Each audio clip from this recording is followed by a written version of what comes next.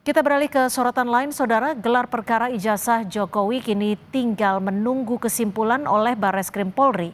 Kompolnas bahkan meminta Polri tidak perlu berlama-lama demi kepastian hukum ijazah Jokowi.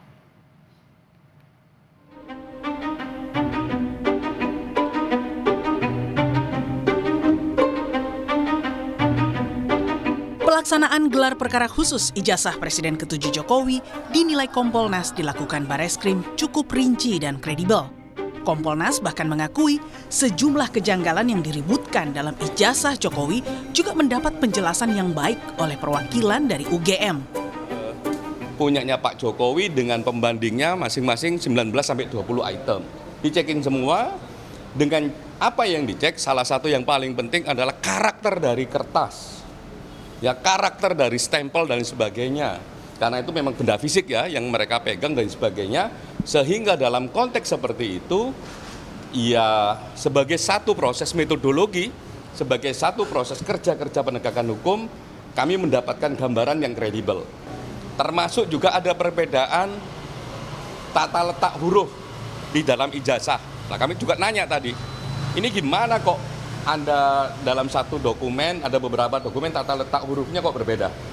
Ada yang agak mepet dengan simbol UGM-nya, ada yang agak jauh gitu ya, A-nya. Oh, itu ada penjelasannya. Dan dijelaskan dengan cukup baik, ya, dijelaskan dengan bukti cukup baik, dan menurut kami penjelasan itu masuk akal. Sebelumnya, penudik ijazah Jokowi Roy Suryo menyebut ijazah Jokowi tidak identik dengan dua ijazah pembanding alumni Fakultas Kehutanan UGM 1985 berdasarkan error level analysis, khususnya dalam penulisan sarjana di kertas ijazah. Ya, inilah yang kemudian nomor 1120 itu tidak match. Saya langsung saja ya, supaya nggak terlalu lama. Tidak match dengan 3 ijazah pembanding lainnya. Nah ini, jadi 3 ijazah pembanding ini transparan, semua ini ada. Dan semua tadi saya... Ini 3 pembandingnya UGM semua? UGM semua, satu angkatan semua. Milik Fronojiwo, satu angkatan di Kehutanan. Sama, dan ini dikenal oleh Jokowi. Yang namanya Fronojiwo, Sri Murtiningsih, sama almarhum Hari Mulyono. Ini lihat betul. Jadi ini A-nya masuk ke dalam, ini A-nya masuk ke dalam, 1115, 1117. Nah yang 1120, ya ini bahasa saya tadi, mencotot keluar ya gitu. Jadi dia terlempar. Jadi ini artinya tidak identik. Namun, analisis digital berdasarkan ELA yang dilakukan Roy Suryo dinilai tidak valid. Pasalnya, uji fisik analog sebuah dokumen tak bisa dilakukan secara digital karena hasilnya pasti berbeda.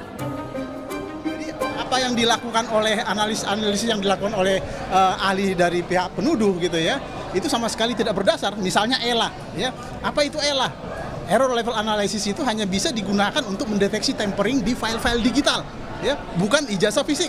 Ya, jadi ketika misalnya ijazah fisik itu difoto, diupload ke internet, gitu ya, kemudian dideteksi adanya tempering atau ada perubahan data di sana, itu tidak bisa dengan ELA karena dia tidak mendeteksi perubahan yang ada di dokumen fisiknya. Dia hanya bisa mendeteksi adanya tempering di dokumen-dokumen digitalnya. Kira-kira seperti itu. Kini keputusan untuk melanjutkan perkara ijazah Jokowi berada di tangan Barreskrim. Kompolnas pun mendesak agar Polri tak perlu berlama-lama mengumumkan kesimpulan gelar perkara. Hal ini demi kepastian hukum semua pihak. Kami mewanti-wanti dan berharap kesimpulan ini jangan terlalu lama untuk diumumkan. Tim Liputan Kompas TV.